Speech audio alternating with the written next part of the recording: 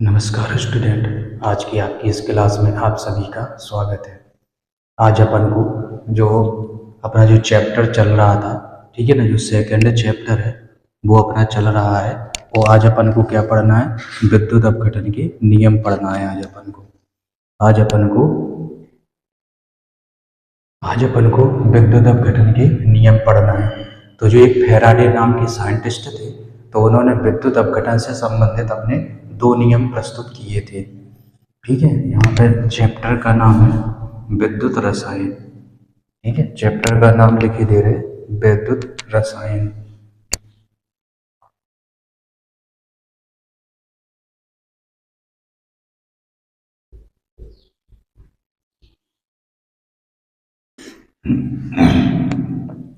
तो जो फैराडे नाम के साइंटिस्ट थे, माइकल फैराडे, तो उन्होंने अपने दो नियम प्रस्तुत किए थे विद्युत अपघटन से संबंधित। तो पहले अपन इसका प्रथम नियम पढ़ेंगे और उसके बाद फिर उसका दूसरा नियम पढ़ेंगे। तो जो ये नियम दिए थे ये फैराडे ने दिए थे। ठीक है, पूरा नाम है इनका माइकल फैराडे। ठीक है, तो उन्होंने भारात्मक ज्ञान संबंधी नियम प्रस्तुत किए थे। ठीक है ना, तो इसमें दो नियम है। तो अब अपन को पहले प्रथम नियम पढ़ना है, तो इसमें लिखेंगे फैराडे का प्रथम नियम। फैराडे का प्रथम नियम।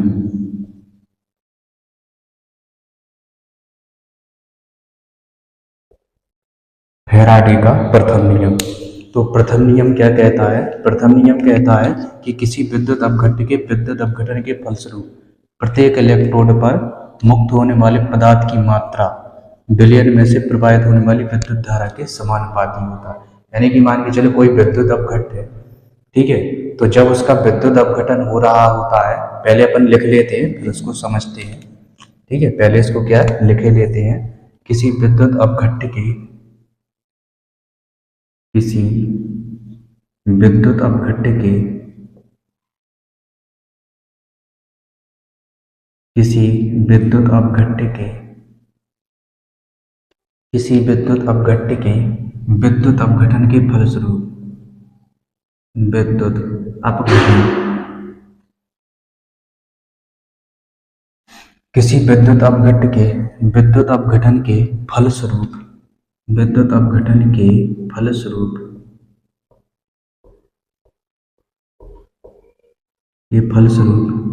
प्रत्येक इलेक्ट्रोड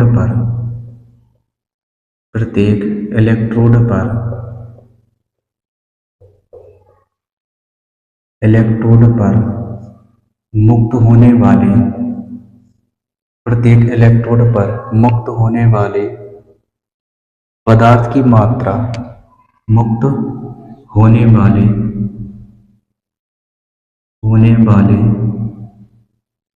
पदार्थ की मात्रा मुक्त होने वाले पदार्थ की मात्रा विलयन में से प्रवाहित होने वाले पदार्थ की मात्रा विलयन में से प्रवाहित होने वाली विलयन में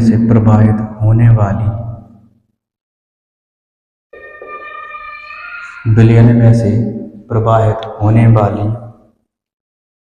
विद्युत धारा के समानुपाती होती है।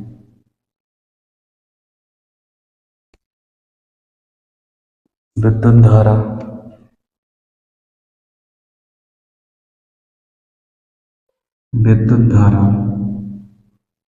के समानुपाती होती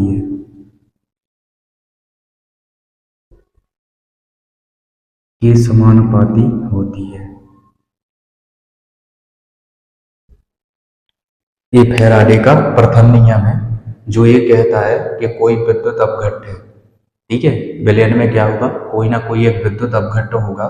ठीक है, तो जो सेल होता है उसमें जो इलेक्ट्रोड लगे होते हैं, ठीक है, तो प्रत्येक इलेक्ट्रोड पर जो मुक्त होने वाली पदार्थ की मात्रा है वो विलयन में प्रवाहित होने वाली विद्युत धारा के समान, यानी कि जैसी विद्युत धारा प्रवाहित होगी तो उसमें जो विद्युत अपघट है ना, जो इलेक्ट्रोड है उस पर मुक्त होने वाले पदार्थ की मात्रा भी क्या है, उतनी ही होती है। अर्थात इसको अपन बोल सकते हैं W बराबर Q। इसको बोल सकते हैं अपन W बराबर Q। W समानुपाती Q।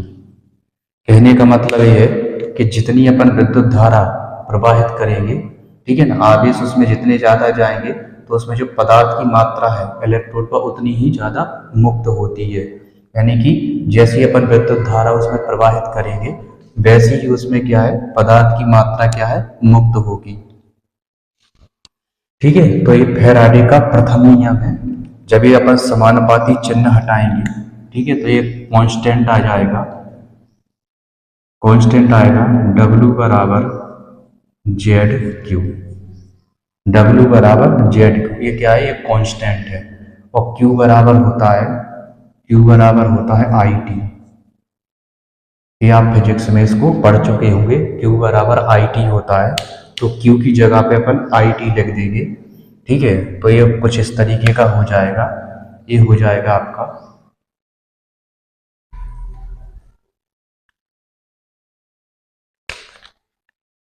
ये होता है Q बराबर IT। Q बराबर IT। ठीक है, Q के बराबर क्या होता है, IT होता है। Q बराबर IT, इसको यहाँ पे ऊपर लिखे दे रहे हैं, लिखा रहने दो यहीं पे, Q बराबर IT होता है। ठीक है, तो Q को हटा करके अपन ये रख देंगे, तो ये कुछ इस तरीके का हो जाएगा। ये हो जाएगा W बराबर ZIT।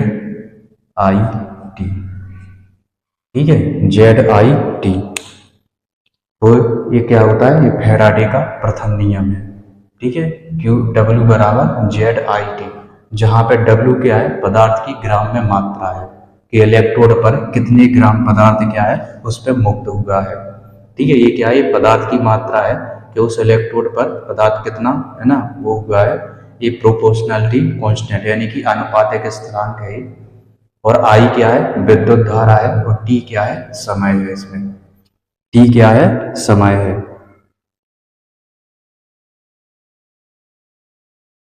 पदार्थ की मात्रा अपन को ग्राम में लेना है, पदार्थ की मात्रा ग्राम में होगी। ठीक है, I क्या है, विद्युत धारा एम्पियर में। और जो समय है T, वो क्या होगा आपका, सेकंड में होता है। वो क्या है आपका, सेकंड में होता है। और Z क्या है, अनुपातिक स्थिरांक है, जिसे विद्युत रासायनिक है ना, इसको क्या बोलते हैं अपन, विद्युत रासायनिक तुल्यांक बोलते हैं। ये जो आपका Z है ये एक आनुपातिक स्थिरांक है और इसको क्या बोलते हैं अपन, विद्युत रासायनिक तुल्यांक। तो अपन तुल्यांक के बारे में जो विलयन वाला चैप्टर था उसमें अपन पढ़ चुके हैं कि तुल्यांक क्या होता है, तुल्यांकी भार क्या होता है। तो तुल्यांकी भार होता है, जैसे NaOH का अपन को तुल्यांकी भार निकालना है तो NaOH का पहले पूरा मॉलिक्यूलर वेट अपन निकालेंगे कि कितना होता है। और उसमें के बाद उसको जब अपन पानी में डालते हैं NaOH को, तो वो कितने आयन देता है। ठीक है, दोनों के अलग अलग नहीं, दोनों कितने टोटल कितने आयन देता है। जैसे कि Na प्लस और OH माइनस एक ही आयन देगा वो। ठीक है ना, तो जितने आयन देता उतने से उसको डिवाइड कर देना है तो उसका तुल्यांकी भार आ जाता है। ठीक है ना, तो अपन इसमें अपन परिभाषा भी देख लेंगे, विद्युत रासायनिक तुल्यांक होता क्या है। तो किसी पदार्थ के विलयन में 1 कूलम विद्युत धारा प्रवाहित करने पर, कोई विलयन है, यदि उसमें अपन 1 कूलम विद्युत धारा प्रवाहित करें, ठीक है ना, तो उसमें जितनी मात्रा इलेक्ट्रोड पर मुक्त होगी उसी को ही अपन विद्युत रासायनिक तुल्यांक कहते हैं। ठीक है, तो ये तो सामान्य सी जानकारी है, मेन आपको ये चीज पता होनी चाहिए कि ये आपका फैराडे का प्रथम नियम है। अब इसके बाद इसमें ये भी बताया गया, और फैराडे आवेश की जो इकाई है वो फैराडे होती है। वैसे आवेश की इकाई कूलम भी होती है, लेकिन यहाँ पे क्या, फैराडे भी अपन कह सकते हैं। ठीक है, तो जो आवेश की इकाई है वो कूलम होती है, लेकिन यहाँ पे अपन फैराडे भी कह सकते हैं। एक फैराडे का मान 1 मोल इलेक्ट्रॉन पर आवेश के बराबर होता है। अपन फैराडे का मान निकालना सीखेंगे कि फैराडे क्या होता है। तो एक फैराडे बराबर होता है, एक फैराडे बराबर होता है 1 इलेक्ट्रॉन पर। ठीक है, जो 1 इलेक्ट्रॉन है उस पर कितना आवेश है। ठीक है, 1 इलेक्ट्रॉन पर आवेश, 1 इलेक्ट्रॉन पर आवेश। ठीक है, तो एक फेराडे कितना होता है, एक इलेक्ट्रॉन पर जितना आवेश होता है उसको अपन एक फेराडे कहते हैं। अब अपन को निकालना है तो F बराबर एन ए इंटू ई निकालना है अपन को, एक फॉर्मूला है F बराबर एन ए गुणा में ई, कितना इलेक्ट्रॉन पर है ना चार्ज है। तो एन ए का मतलब ये एवोगैड्रो नंबर होता है। ठीक है, एन ए क्या है, एवोगैड्रो नंबर है। तो एवोगैड्रो नंबर इसका मान होता है 6.02 गुणा 10 की घात 23। ठीक है, 6.02 गुणा 10 की घात 23 इसका मान होता है। और एक इलेक्ट्रॉन पर जो चार्ज है, ठीक है, एक इलेक्ट्रॉन पर चार्ज होता है, ये होता है 1.6 गुणा 10 की घात -19 कूलॉम। ठीक है, एक इलेक्ट्रॉन पर जो आवेश है ये एवोगैड्रो नंबर है 6.0, कहीं पे 2 लिखा रहता है और कहीं पे 2 3 भी लिखा रहता है ना, 6.023 भी लिखा रहता है गुणा 10 की घात 23। ठीक है, ये है 1.6 गुणा 10 की घात -19 कूलॉम। ये एक इलेक्ट्रॉन पर आवेश होता है। ठीक है, इन दोनों को अपन मल्टीप्लाई करेंगे, इन दोनों का है ना, इन दोनों का मल्टीप्लाई करेंगे तो इसका इसकी जो वैल्यू आती है वो आती है 96,488 कूलॉम। 96,488 कूलॉम आती है। ठीक है, तो समथिंग समथिंग ये क्या होती है ना, 96,500 कूलॉम के बराबर होती है। ये होती है 96,000, ये होती है 96,500 कूलॉम के समथिंग होती है। ठीक है, 96,500 कूलॉम की समथिंग होती है। तो एक फेराडे है ना, एफ है, फेराडे, एफ का मतलब फेराडे। ठीक है, तो एक फेराडे का जो मान है वो होता है 96,500 कूलॉम। ये अपन को ध्यान रखना है कि एक फेराडे पर कितना चार्ज, मतलब एक फेराडे बराबर कितना होता है। ठीक है, तो एक फेराडे बराबर 96,500 कूलॉम होता है।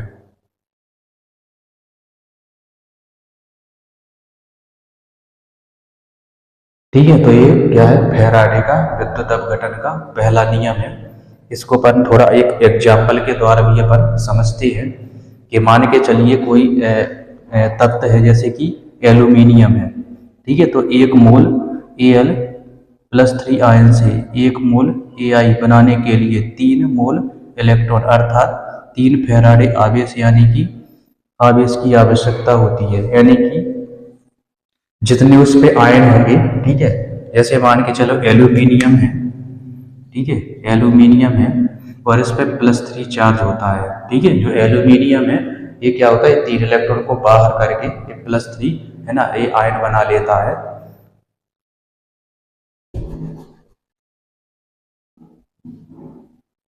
ये आयन बना लेता है। ठीक है, तो इस पे मान के चलो इसका अपन को निकालना है कि इसको कितने फेराडे इसकी आवश्यकता होगी, है ना। तो इसका 1 मोल बनाना है अपन को। ठीक है ना, इसके क्या है, अपन को 1 मोल बनाना है, 1 मोल आयन से। ठीक है, 1 मोल आयन से, 1 मोल आयन है, 1 मोल आयन, ये 1 मोल आयन है। इनसे अपन को 1 मोल एल्यूमिनियम के बनाना है, 1 मोल एल्यूमिनियम के अपन को बनाना है। ठीक है ना, 1 मोल ये आयन है Al+3, तो इससे अपन को 1 मोल एल्यूमिनियम बनाना है। तो इसको बनाने के लिए अपन को क्या है, 3 मोल इलेक्ट्रॉन अर्थात 3 फेराडे आवेश की आवश्यकता होगी। तो इसको बनाने के लिए अपन को 3 फेराडे या 3 इलेक्ट्रॉन, 3 फेराडे, ठीक है ना, आवेश की क्या है अपन को आवश्यकता होगी।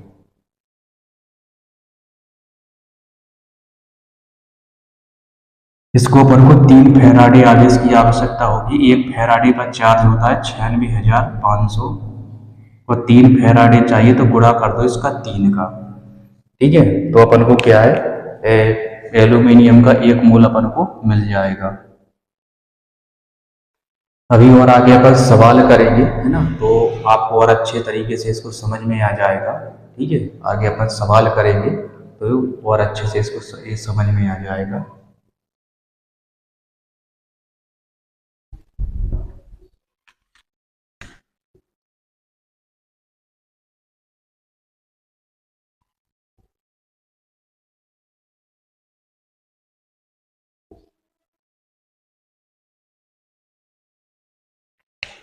इसको इरेज किए दे रहे हैं और इसके बाद अपन दूसरा नियम पढ़ रहे हैं, है ना, फैराडे का विद्युत अपघटन का द्वितीय नियम।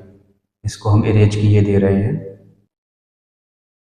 अब अपन को पढ़ना है फैराडे का द्वितीय नियम। तो पहले इसको अपन लिख ही लेते हैं, ठीक है, फिर इसको अपन समझेंगे। तो इसमें अपन को लिखना है, जब एक ही शक्ति की विद्युत धारा, जब एक ही शक्ति की, जब एक ही शक्ति की विद्युत धारा, जब एक ही शक्ति की विद्युत धारा एक ही समय तक विभिन्न लवणों की, एक ही समय तक, एक ही समय तक विभिन्न लवणों के, विभिन्न लवणों के, एक ही शक्ति की विद्युत धारा विभिन्न लवणों के विलयनों में से प्रवाहित की जाती है, विभिन्न लवणों के विलयनों में से, विलयनों में से, विलयनों में से प्रवाहित की जाती है, विलयनों में से प्रवाहित की जाती है, विलयनों में से प्रवाहित की जाती है। तो विभिन्न इलेक्ट्रोडों पर मुक्त होने वाले, तो विभिन्न इलेक्ट्रोडों पर, तो विभिन्न इलेक्ट्रोडों पर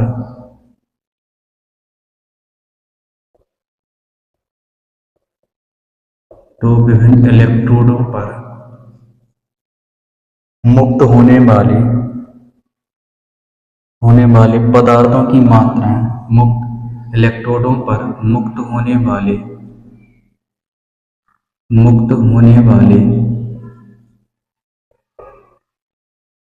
तो विभिन्न इलेक्ट्रोडों पर मुक्त होने वाले पदार्थों की मात्राएं, वाले पदार्थों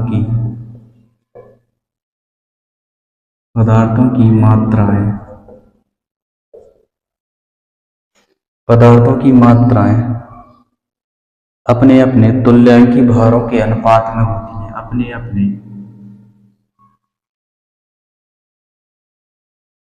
अपने तुल्यांकी भारों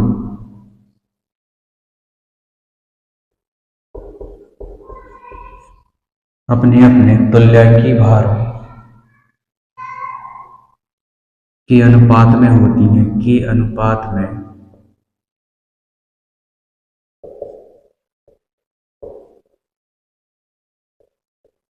के अनुपात में होती हैं। नियम है, जब एक ही शक्ति की, मतलब शक्ति विद्युत धारा क्या है, अपन को एक ही रेंज की उसमें प्रवाहित करना है, ठीक है। मान के चलिए अपन ने 2 एम्पियर, 5 एम्पियर, 10 एम्पियर जितनी भी विद्युत धारा उसमें प्रवाहित की, तो सभी लवणों में अपन को समान विद्युत धारा, जैसे मान चलो अपन ने 10 एम्पियर विद्युत धारा प्रवाहित की, तो अपन को उतनी ही करना है, वो एक ही समय तक करना है अपन को।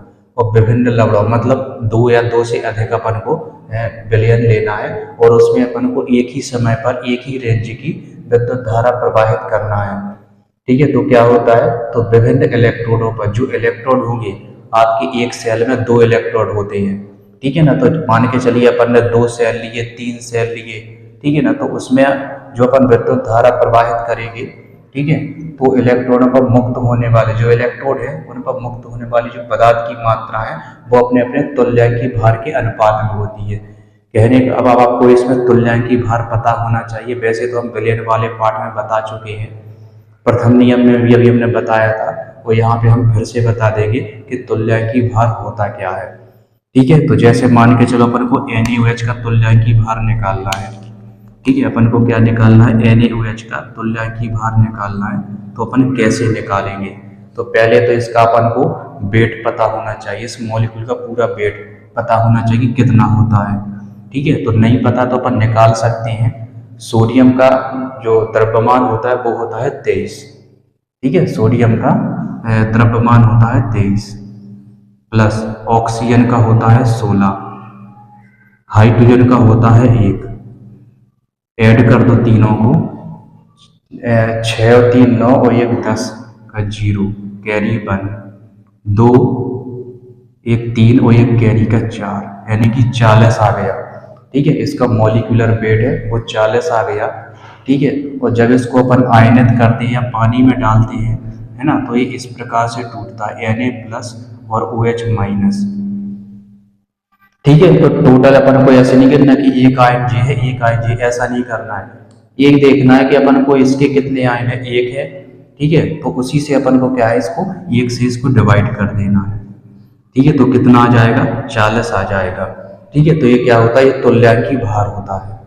ठीक है, ये क्या होता है, ये तुल्यांकी भार होता है। ठीक है, तो ये NaOH का तुल्यांकी भार 40 होता है। इसी प्रकार आप सल्फ्यूरिक अम्ल का भी निकाल सकते हो, H2SO4 का। ठीक है, तो जो आयनित होता है ये होता है 2H प्लस में और SO4 2 माइनस में। ठीक है, तो इस तरीके से तो देख रहे हो आप, यहाँ पे भी 2 आयन है और यहाँ पे भी 2 है, मतलब ये 2H प्लस दे रहा है। ठीक है, यहाँ पे 2 माइनस है, तो इसलिए इसमें 2 से डिवाइड करेंगे। पहले इसका द्रव्यमान निकालो हाइड्रोजन का। एक होता है, ऐसे कितने हाइड्रोजन, 2 हैं, तो डायरेक्ट 2 लिख दो। सल्फर का परमाणु क्रमांक 16 होता है और, है ना, द्रव्यमान होगा 32, और ऑक्सीजन का होता है 16। ऐसे ऑक्सीजन कितने हैं, 4 है ऑक्सीजन, 16 चौके 64, तो यहाँ पे लिख दो 64। अब इसको ऐड कर दो, है ना, 4 2 6 और 2 8। ठीक है, 6 और 3 9, तो 98 हो गया इसका। ठीक है, वेट क्या हो गया इसका, मॉलिक्यूलर वेट 98 हो गया। और ये क्या है, 2 आयन दे रहा है। ठीक है, 2 आयन दे रहा है, तो इस पर डिवाइड कर देंगे, 2 का डिवाइड करेंगे तो ये आ जाएगा 49। ठीक है, तो इसका क्या है, ये तुल्यांकी भार होता है। सल्फ्यूरिक अम्ल का तुल्यांकी भार 49 और NaOH का तुल्यांकी भार 40 होता है। तो इस तरीके से अपन तुल्यांकी भार निकालते हैं। तो यही उन्होंने बताया कि तुल्यांकी भारों के अनुपात में होती है। इसको मैं अरेंज करके दे रहा हूँ और इसके बाद अपन इसका गणितीय फॉर्मूला भी लिखेंगे आगे। ये आपको ध्यान रहना चाहिए कि तुल्यांकी भार अपन को कैसे निकालना है, द्रव्यमान पता होना चाहिए और तुल्यांकी भार निकालना आना चाहिए। तो गणितीय रूप हो जाएगा इसका W समानुपाती E। ये हो जाएगा W समानुपाती E। ठीक है ना, तो विभिन्न लवणों में जितने ग्राम वो होती है, तो वो क्या होती है, अपने तुल्यांकी भार, इक्विवेलेंट वेट। ई का मतलब इक्विवेलेंट वेट होता है। तो तुल्यांकी भारों के अनुपात में होती है। इलेक्ट्रोड इलेक्ट्रोड पर मुक्त ए धातु का द्रव्यमान, इसको कुछ इस तरीके से भी लिख सकते हैं। इलेक्ट्रोड पर मुक्त इलेक्ट्रोड पर मुक्त ए धातु का द्रव्यमान, ए धातु का द्रव्यमान, ए धातु का द्रव्यमान बटे इलेक्ट्रोड पर मुक्त इलेक्ट्रोड पर मुक्त बी धातु का द्रव्यमान, बी धातु का द्रव्यमान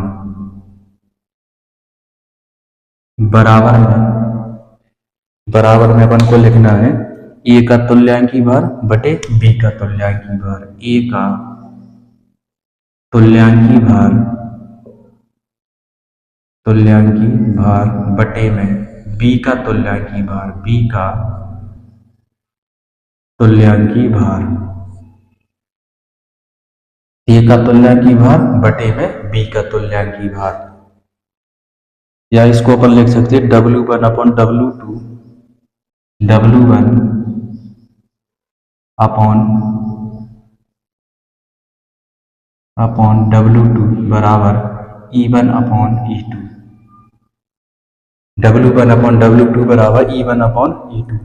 या फिर इसको इस तरीके से दूसरे प्रकार से लिख सकते हैं, W1 बटे में E1, W1 बटे E1 बराबर में W2 बटे E2, W2 बटे में E2। ठीक है, तो इस तरीके से इसका एक गणितीय रूप होता है, इस तरीके से इसको अपन लिख सकते हैं।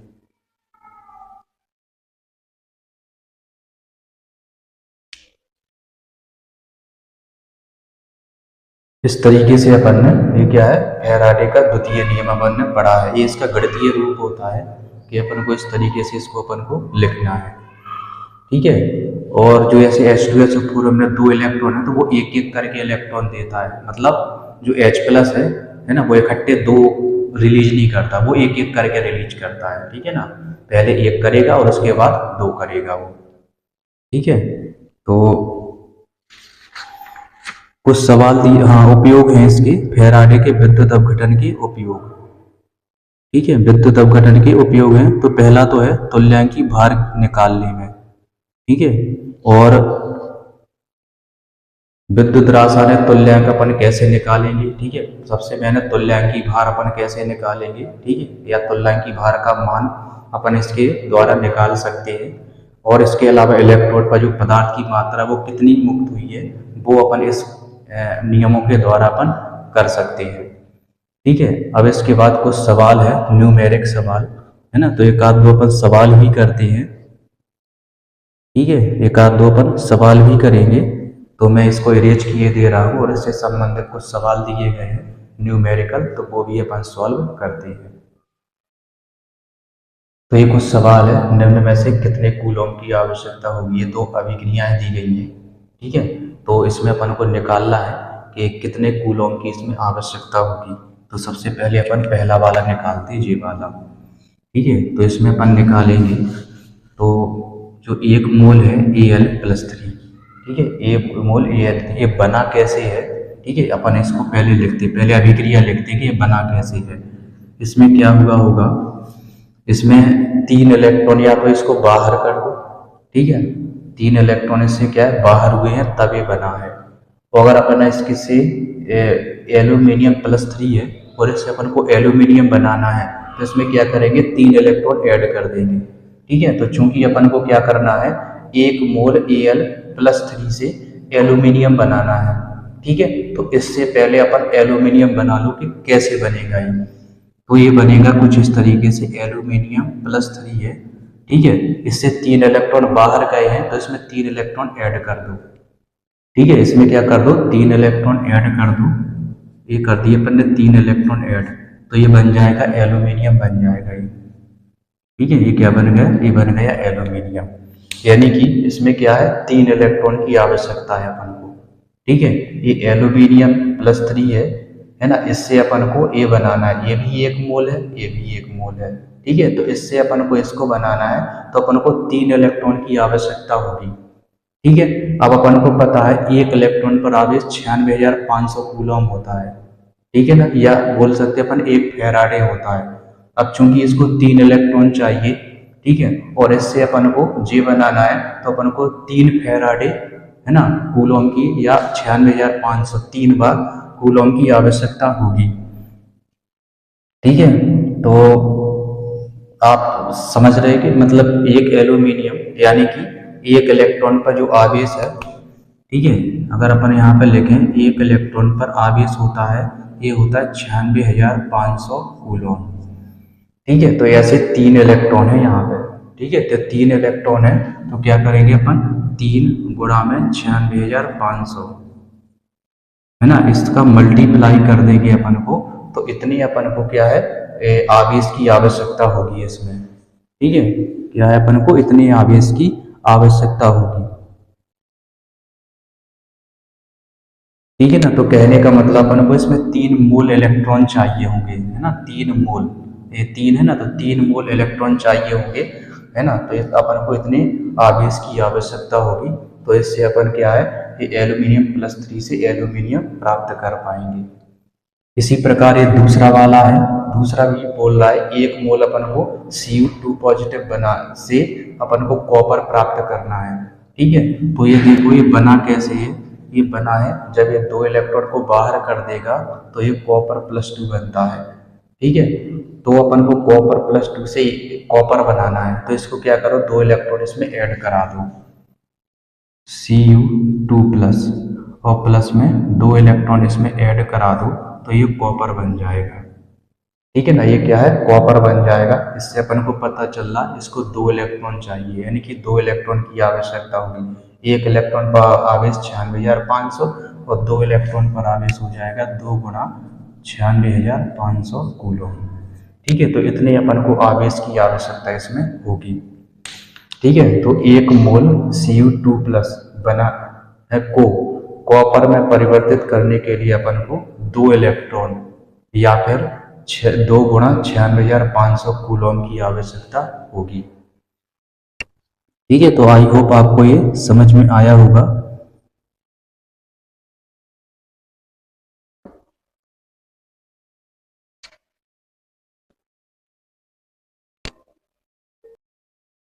इसको मैं रेज किए दे रहा हूँ, आई होप ये समझ में आया होगा। इसको मैं रेज किए दे रहा हूँ। इसके बाद अपन नेक्स्ट एक और सवाल देखते हैं।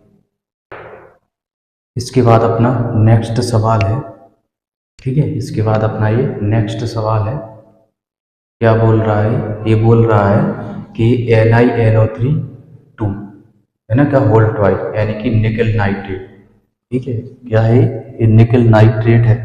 ये निकल नाइट्रेट के विलयन का विद्युत अपघटन है ना 0.5 एम्पियर विद्युत धारा है ना अपघटन करने के लिए इसमें 0.5 एम्पियर की जो विद्युत धारा है वो 30 मिनट तक इसमें प्रवाहित की गई है ना। इसका क्या किया? विद्युत अपघटन किया गया निकल नाइट्रेट का। ठीक है, तो इसमें जो धारा है वो 5 एम्पियर की विद्युत धारा इसमें प्रवाहित की गई। कब तक की गई? 30 मिनट तक प्रवाहित की गई है। तो कैथोड पर बोल रहे निकल कितनी मात्रा में एकत्रित होगा, तो अपन को निकालना है कि जो निकल है वो कैथोड पर कितना जमा हुआ होगा। ठीक है, तो पहले इसका अपन विद्युत अपघटन कराएंगे, मतलब इसकी रिएक्शन लिखेंगे। ठीक है, ये मतलब ये टूटा कैसे होगा, तो ये लिखेंगे अपन NiNO3 का होल ट्वाइस। ये टूटा कैसे होगा? ठीक है, तो ये टूटा कुछ इस तरीके से है, Na+2 और प्लस में उल्टा लिख भी सकते। ठीक है, और ये कैसे? ये 2NO3, ठीक है, माइनस 2NO3 माइनस, ये कुछ इस तरीके से टूटता है। ठीक है, Na+2, ठीक है ना, इसमें क्या होता है? +2 चार्ज होता है और NO3 पे एक माइनस चार्ज होता है। ऐसे कितने हैं? 2 हैं, तो यहाँ पे ये 2 लिख दिए। तो ये कुछ इस तरीके से ये टूटा है। अब अपन को देखना है इसको, जैसे अब वैसे ही आ गया सवाल, जैसे अपन ने पहले किया था वैसे ही इसमें करना है।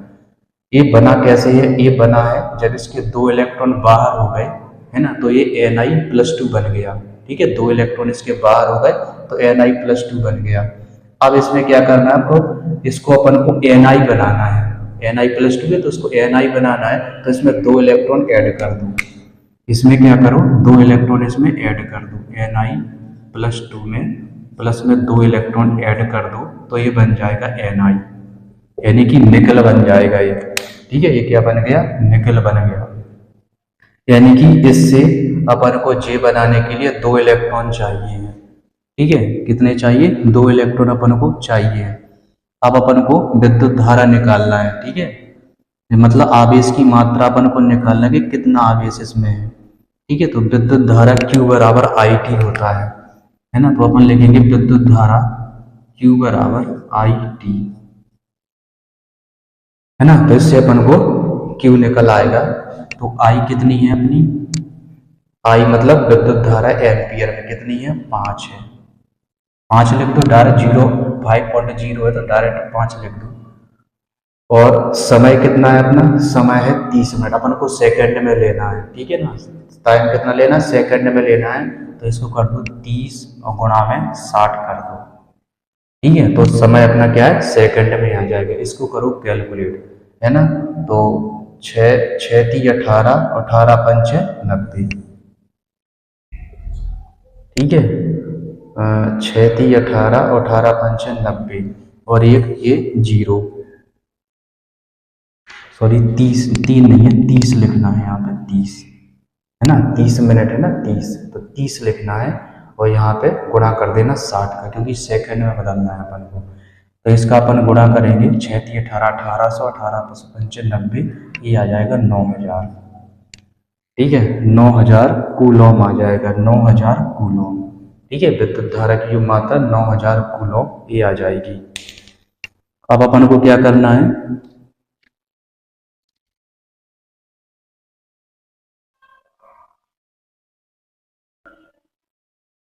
अब इस समीकरण से अपन को पता चलता है जो निकेल है ना, इसको क्या है अपन को 2 इलेक्ट्रॉन, कहने का मतलब ये है इसमें क्या हो जाएगा, ए 2 गुणा 96,500 कूलम, ठीक है, इतने आवेश उत्पन्न करता है ना, इतने कूलम है, ठीक है, इतने कूलम आवेश उत्पन्न करता है, कूलम आवेश उत्पन्न करता है,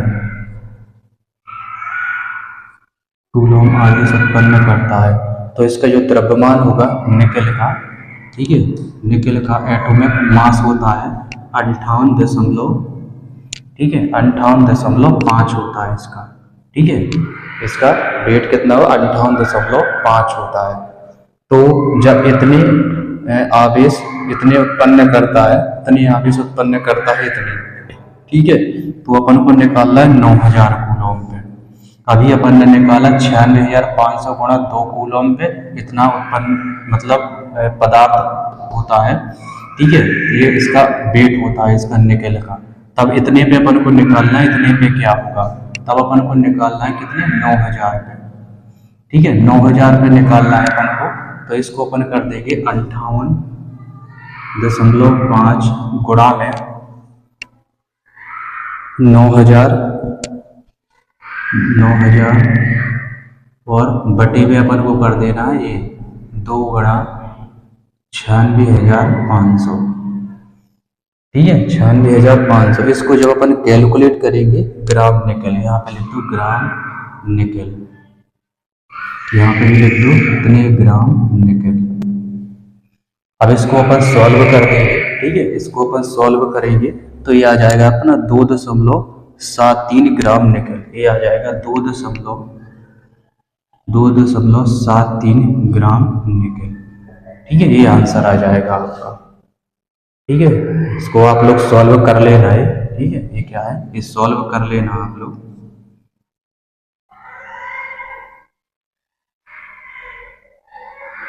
ठीक है, आप लोग कर लेना इसको। तो इसका इतना आ जाएगा, मतलब कैथोड पर 2.73 ग्राम निकल क्या है एकत्रित होगा, ठीक है। तो इस तरीके से अपन ने विद्युत अपघटन के जो दोनों फैराडे के नियम थे वो अपन ने पढ़े और उसके कुछ न्यूमेरिकल भी सॉल्व किए, ठीक है। तो आज की क्लास में बस इतना ही, अगली क्लास में अपन कुछ और पढ़ेंगे, ठीक है।